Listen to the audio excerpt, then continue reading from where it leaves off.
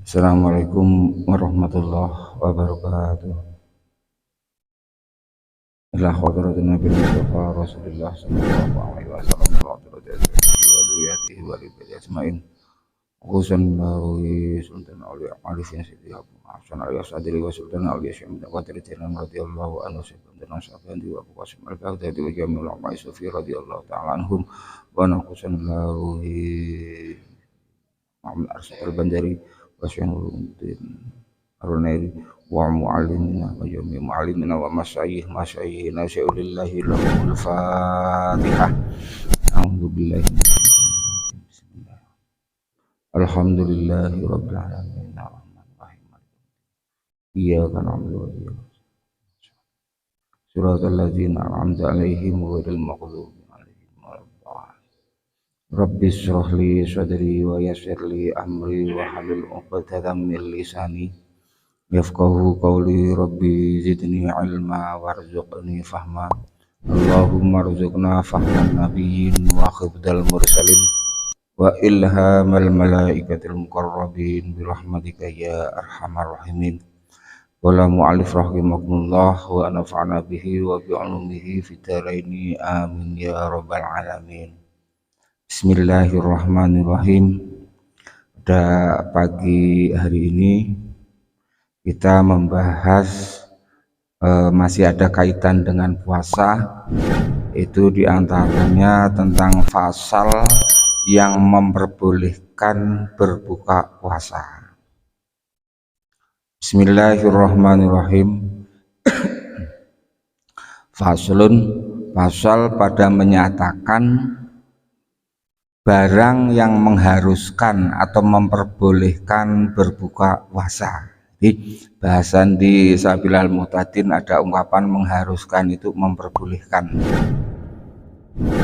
Di barang yang memperbolehkan berbuka puasa.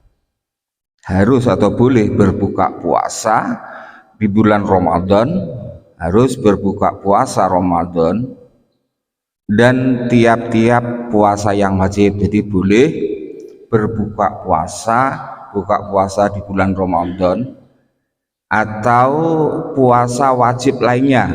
Puasa wajib lainnya diantaranya puasa qadha ataupun puasa kafarat.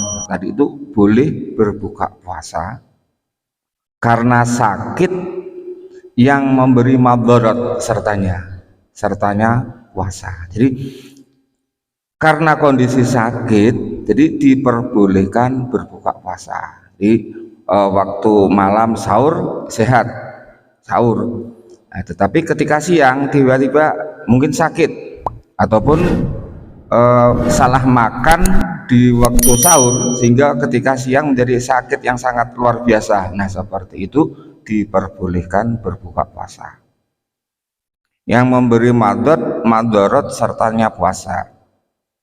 Dengan madarat yang memperbolehkan atau mengharuskan tayamum, dan jika jadi sakit itu seperti madaratnya diperbolehkannya tayamum, karena kondisi darurat, daripada menyengaja meminum pada malam akan minuman yang menjadikan sakit sekalipun. Jadi, karena malam tadi waktu sahur ataupun sebelum sahur itu mungkin ada makan atau minum tertentu yang menjadikannya sakit. Jadi setelah siang lalu menjadi tiba-tiba sakit, dan itu mungkin walaupun minuman atau makanan tertentu itu udah tahu bahwa itu sekian jam reaksi obat atau reaksi makanan minuman itu akan bereaksi seperti itu, pun diperbolehkan berbuka puasa. Maksudnya seperti itu.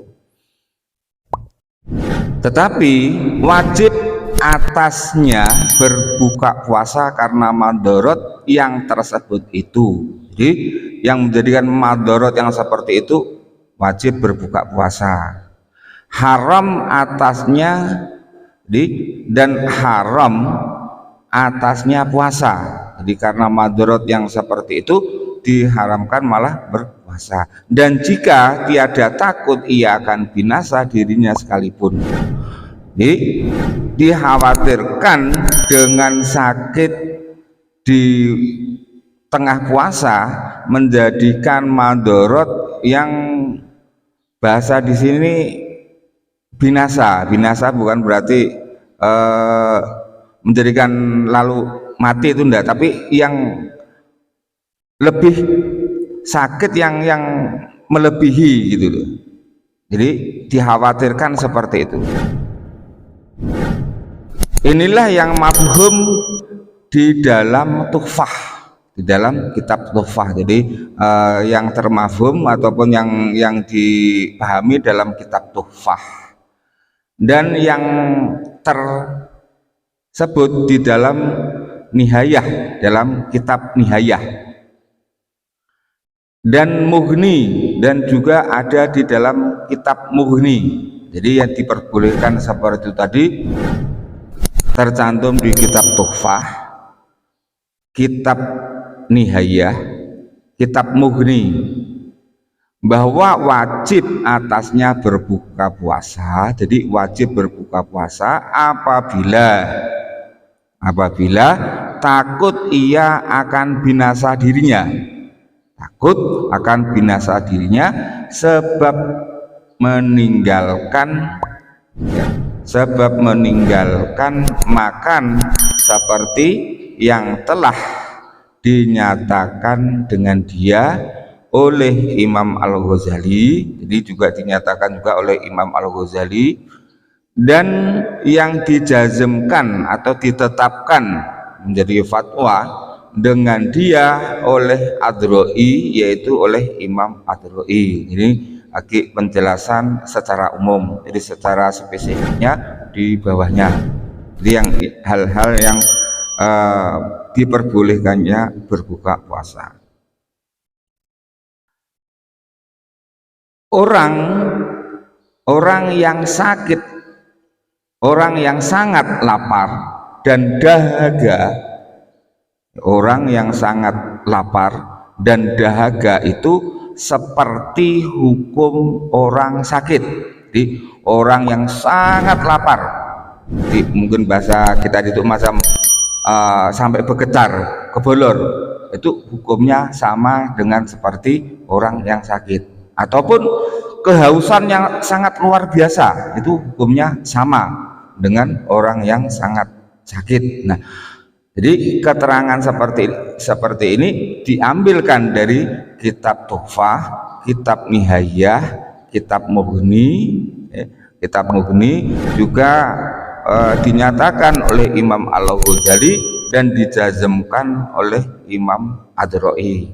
Jadi orang yang sangat-sangat lapar ataupun sangat-sangat haus, jadi dikhawatirkan kalau karena kelaparan seperti itu tadi, kalau diteruskan mungkin bisa pingsan dan seterusnya. Nah, itu boleh berbuka puasa. Nah, gitu juga dengan orang yang kehausan yang sangat luar biasa juga diperbolehkan, yakni jika hasil madorot sebab lapar atau dahaga itu dengan madorot yang mengharuskan tayamum. Jadi sama dengan madorotnya seperti orang yang memperbolehkannya tayamum. Jadi diperbolehkannya berbuka puasa itu madorotnya itu sama dengan orang yang tayamum. Jadi orang yang sakit juga wudhunya bisa diganti dengan tayamum. Mengharuskan tayamum harus baginya, mengharuskan tayamum titik, harus baginya atau boleh baginya berbuka puasa. Jadi orang yang seperti itu tadi boleh berbuka puasa. Dan jika tiada seperti demikian itu, umpama kok nak sampai macam ya tadi, nak sampai macam rasa kebolor ataupun dahaga yang luar biasa, nak sampai macam ya tadi, maka tiada harus baginya berbuka. Artinya nak sampai macam ya tadi juga tidak diperbolehkan berbuka. Jadi berbuka puasa tadi karena kondisi darurat yang sangat luar biasa bagi orang yang menjalankan puasa tersebut. Dan tiada harus berbuka puasa karena sakit yang sedikit. Jadi tidak boleh berbuka puasa karena sakit biasa atau sakit yang sedikit, seperti pening kepala ataupun mungkin sakit kepala. Nah itu tidak diperbolehkan berbuka puasa. Jadi sakit-sakit biasa sedikit macam itu tidak diperbolehkan buka puasa. Dan sakit telinga, di telinganya ada sedikit sakit, nah itu juga tidak diperbolehkan dengan buka puasa. Jadi yang diperbolehkan tadi karena kondisi-kondisi darurat sakit yang tidak seperti ini. Ataupun dan sakit gigi, sakit gigi juga tidak diperbolehkan untuk berbuka puasa. Jadi itu kan termasuk sakit ringan. Nah, kecuali orang yang sakit seperti itu tadi, melainkan jika takut, ya, kecuali orang yang sakit tadi, sakit kepala dan seterusnya tadi, melainkan jika takut ia akan bertambah sakit sebab puasa. Kecuali orang yang sakit tadi itu khawatir sakitnya bertambah karena puasa, maka diketahui daripada ibarat nihayah, ibarat dalam kitab nihayah dan kitab mughni bahwa orang yang sakit itu terkadang harus atau boleh berbuka puasa jika ada sakitnya itu mengharuskan tayamum. Jadi karena seperti wudhu yang diharuskannya tayamum. Di dalam kitab nihayah atau kitab mughni itu sama dengan kondisi orang yang wudhu. Orang yang wudhu mungkin karena luka ndak nyaruk pakai ambil air, nah itu diperbolehkan dengan tayamum. Nah artinya di puasa pun kurang lebih yang macam itu. Dan tiada takut ia akan binasa, dan tiada takut akan binasa dirinya. Dan terkadang wajib ia berbuka jika takut ia serta yang demikian itu akan binasa dirinya. Jadi kalau memang dikhawatirkan yang madorot yang luar biasa tadi, tetap diperbolehkan. Jadi dalam bahasanya binasa. Dan apabila wajib atas yang sakit berbuka puasa, maka puasa juga. Umpamanya orang yang tadi itu diperbolehkan tidak berbuka puasa, nanti juga wajib untuk dia itu mampu untuk berbuka puasa, sakitnya tidak dirasakan dan tetap berbuka puasa, diperkirakan dia itu mampu juga berpuasa, maka sahlah puasanya. Jadi andaikan ia tetap berpuasa, juga puasanya sah. Jadi diperbolehkan berbuka. Umpama dia itu tetap berpuasa, maka puasanya pun sah. Terus tetapi dosa atas sebab meninggalkan wajib. Jadi umpama dia itu mampu tapi ndak puasa, sakit biasa lalu meninggalkan puasa, termasuk dosa. Kemudian jika ada sakitnya, senantiasa berkekalan pada malam dan siang atau mendatang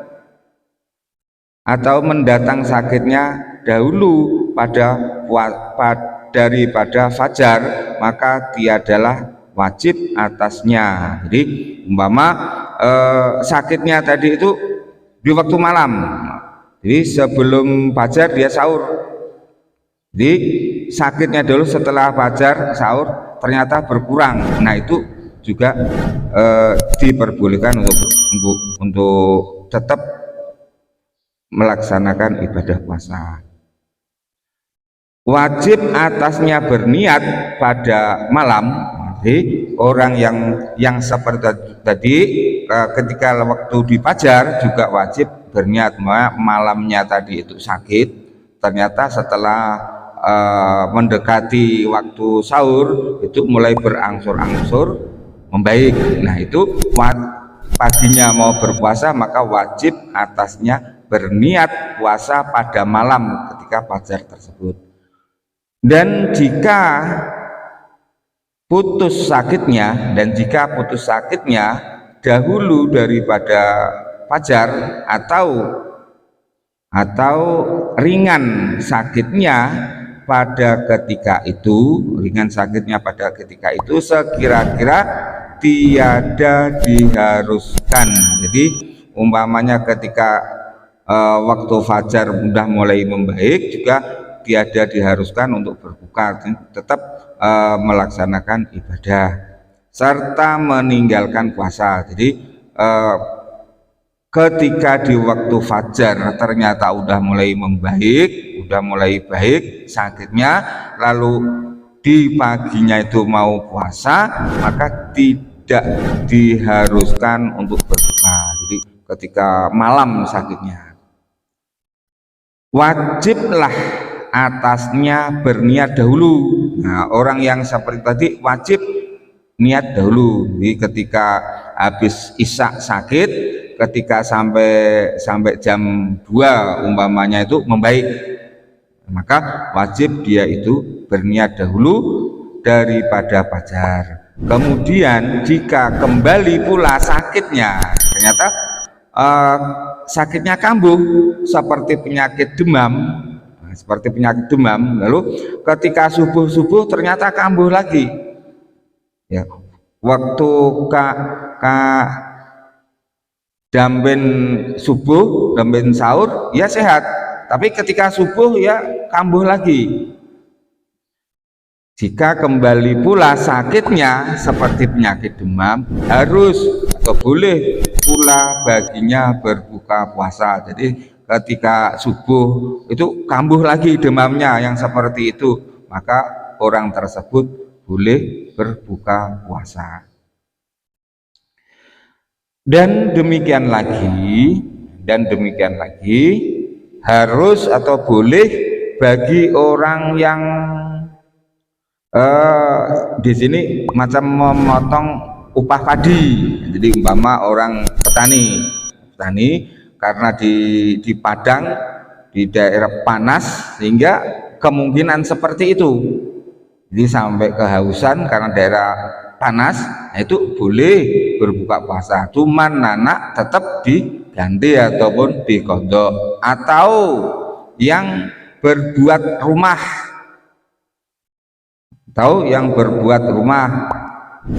berbuka puasa, maksudnya berbuat rumah itu semacam tukang itu juga boleh berbuka puasa jika takut ia sebab puasa atas kebinasaan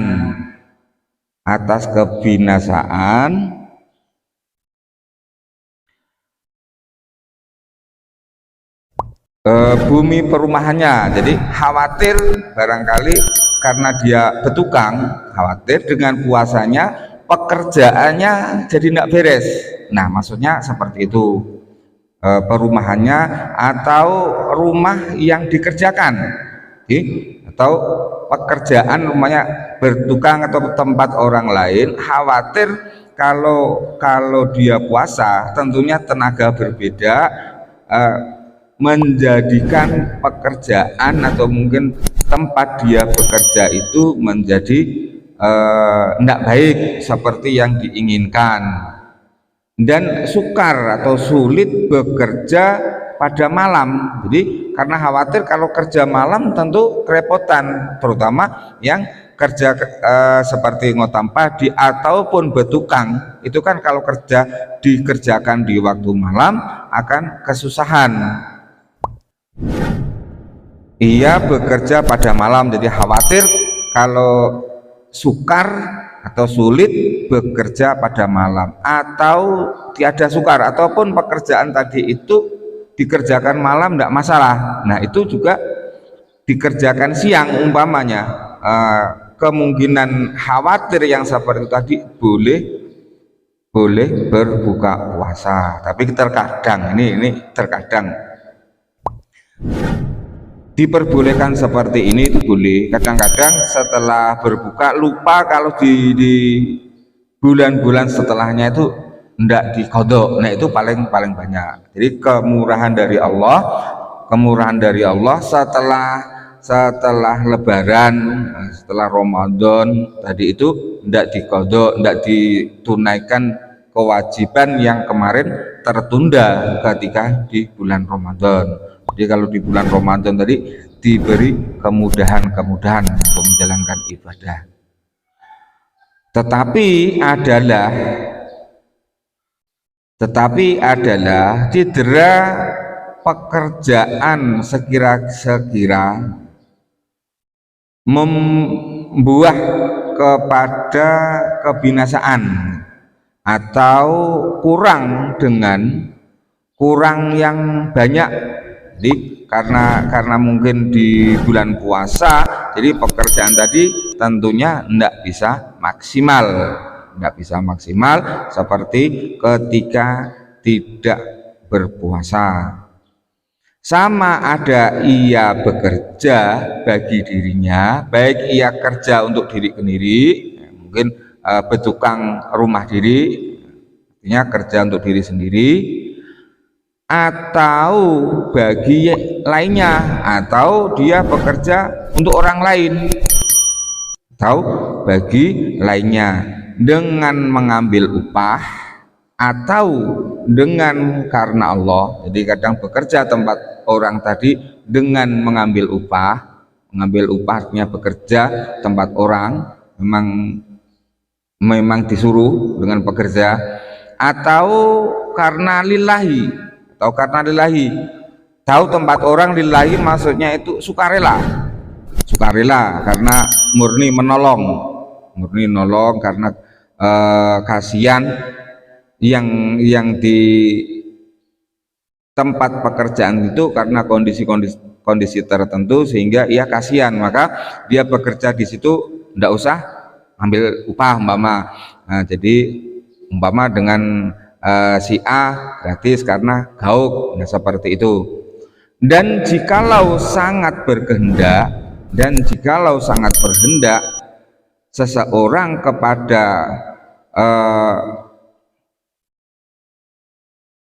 kuat dirinya atau kuat ialnya, jadi kuat dirinya umpama dia itu dengan pekerjaan lillahi ta'ala ia mampu, dan keluarganya pun umpama tidak diambil upah itu tidak masalah, dan tiada dapat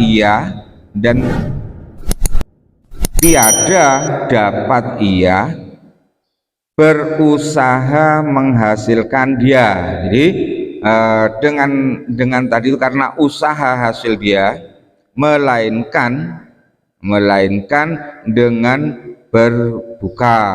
Jadi melainkan dengan berbuka. Jadi kalau memang usahanya memang seperti itu, arti tidak berbuka, tidak nyaruh bekerja, nah itu juga diperbolehkan.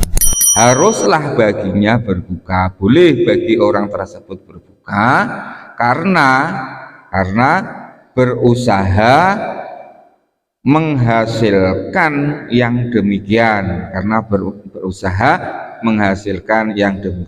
Jadi diperbolehkan untuk berbuka puasa. Andaikan mampu berpuasa itu lebih baik. Tetapi atas sekedar darurat jua, inilah yang mafhum daripada ibarat tuhfah yang dipahami dari keterangan di kitab Tuhfah. Dan kata Syekh Romli di dalam Nihayah, berkata Syekh Romli dalam kitab Nihayah telah berfatwa. Imam Adro'i berfatwa yang ditulis oleh Imam Romli di dalam kitab Nihayah dengan bahwasanya wajib atas segala mereka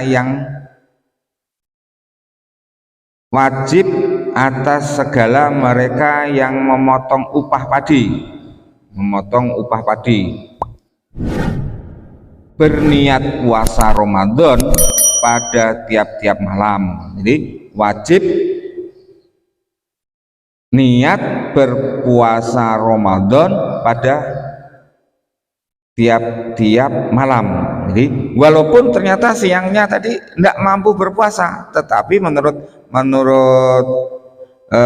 Imam Adro'i tadi dalam kitab Nihayah wajib niat di malamnya itu untuk niat berpuasa, walaupun di siangnya tadi ternyata tidak mampu puasa, tapi tetap diganti dengan di hari-hari setelah bulan Ramadan. Kemudian jika masyakoh atau berat atasnya bekerja, kemudian jika masyakoh atau merasa berat atasnya bekerja pada siang harinya, karena berat bekerja pada siang harinya dengan masyakoh yang sangat, terasa berat banget kerja di siang tadi, harus atau boleh baginya berbuka puasa. Jadi ngetam padi ataupun bertukang di malamnya itu niat untuk puasa, matur nawaitu somahudin dan seterusnya. Ternyata setelah siang itu terasa berat untuk berpuasa, maka boleh dia berbuka puasa. Jadi andaikan dia mampu untuk melanjutkan puasanya, itu lebih baik. Dan demikian lagi harus atau boleh berbuka puasa bagi orang yang musafir, dalam perjalanan dengan safar atau perjalanan yang mengharuskan qashar, yang memperbolehkan qashar. Jadi perjalanan yang diperbolehkan untuk qashar sholat. Mungkin mau berjalan ke Pontianak, nah itu boleh untuk berbuka puasa, karena perjalanan yang diperbolehkan untuk qashar sholat, yaitu perjalanan yang lin najat lagi mubah. Itu perjalanan yang mubah, bukan perjalanan yang maksiat. Jadi perjalanan yang diperbolehkan qashar tadi itu perjalanan yang mubah, yang diperbolehkan, bukan karena perjalanan yang maksiat. Karena firman Allah Ta'ala, jadi diperbolehkannya berbuka puasa tadi karena firman Allah Ta'ala, wa man kana minkum maridon au ala safarin fa iddatum min ayyamin ukhor. Wa man kana, bagi siapa, minkum, di antara kalian semua, maridon, dalam keadaan sakit, au ala safarin, atau dalam perjalanan, fa'iddatun, maka diganti puasanya, min ayyamin, di hari-hari ukhor yang lain. Yakni barang siapa adalah ia daripada kamu sakit. Jadi wa mangkana minkum maridon au ala safarin fa'iddatum min ayyamin ukhor. Diterjemahkan, barang siapa adalah ia daripada kamu sakit atau dari pergi-pergian, mama sakit atau pergi-pergian, maka hendaklah ia puasa di dalam segala hari yang lain. hari yang lain, maksudnya di hari yang lain setelah di bulan Ramadan, yakni qadha. Maka difaham daripada ayat ini harus atau boleh berbuka puasa karena sakit dan karena pergi-pergian. Jadi dalam ayat tersebut boleh tidak berpuasa karena seseorang itu karena sakit ataupun karena bepergian. Nah, diantara sakit-sakit tadi yang memberi madharat, sama ada puasa fardu Ramadan, baik itu puasa fardu Ramadan atau puasa nadar. Umpama nadar, ketika menunaikan puasa nadar ternyata dia dalam perjalanan, nah itu boleh berbuka. Nah, ketika menunaikan puasa nadar ia sakit, seperti itu juga boleh ia berbuka puasa. Jadi baik puasa Ramadan atau puasa nadar atau puasa kafarat, atau puasa qadha. Adapun safar yang tiada diharuskan di dalam qasar itu, adapun perjalanan yang tidak diharuskan, yang tidak dibolehkan qasar, seperti safar yang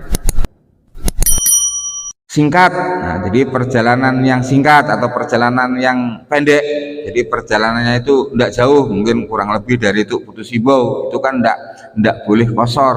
Nah, tidak boleh qasar berarti tetap berpuasa. Atau seperti perjalanan maksiat. Nah, perjalanan maksiat juga tidak boleh qasar. Kalau tidak boleh qasar, sama juga tidak boleh untuk berbuka puasa. Maka tiada harus, jadi tidak boleh berbuka puasa di dalamnya, dan tiada diharuskan berbuka puasa dan tidak diharuskan berbuka puasa bagi orang musafir yang diqasatnya atau yang dimaksud tersebut, seperti pada safarnya itu semata-mata. Jadi perjalanan yang karena maksiat ataupun yang lainnya seperti itu tadi tetap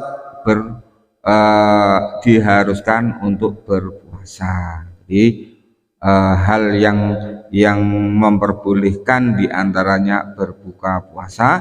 Mungkin